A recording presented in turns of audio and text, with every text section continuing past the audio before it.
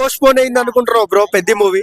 అయ్యో మా రామ్ చరణ్ అన్న మూవీ పోస్ట్ పోన్ అయింది అయ్యా.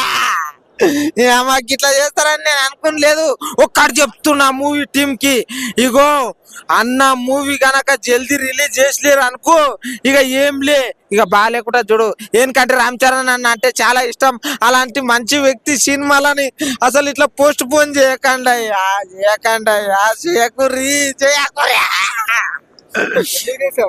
అసలు ఏందో ఏమో క్రికెట్ కూడా అన్న మొన్న ఒక గ్లింప్స్ లో ఇట్లా తడాక ఏందో ఇట్లా విరాట్ కోహ్లీ షాట్లు, టెండూల్కర్ షాట్లు, ఇంకా అందరివి. ఇంకోటి మన 6 బాళ్ళకి 6 సిక్స్లు కొట్టిన చూడు, మన అన్న పేరు ఏముండదు కదా జల్దీరా, యువరాజ్ సింగ్ షాట్లను కూడా మర్చిపోయినాం. అన్న పెద్ద షాట్ అని వచ్చింది.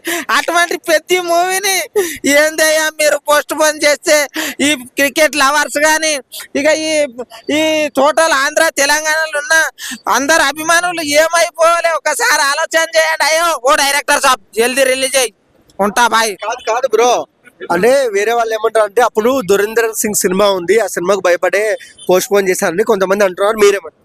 భయం అంటూ తెలియని బ్లడ్ ఎవరిది తెలుసా? మన రామ్ చరణ్ అన్నది. అర్థమైందా?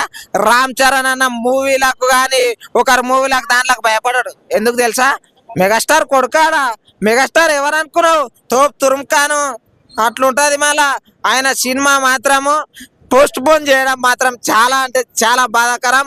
ఇంకోటి మూవీ టీంకి ఒకటే రిక్వెస్ట్ చేస్తున్నా, దయచేసి తొందరగా మూవీని ఫినిష్ చేసి ఏమైనా వర్కులు ఉంటే చేసుకోరు, కానీ ఇట్లా పోస్ట్ పోన్ అని చెప్పకుండా మా హార్ట్లు మొత్తం బ్రేక్ అవుతున్నాయి.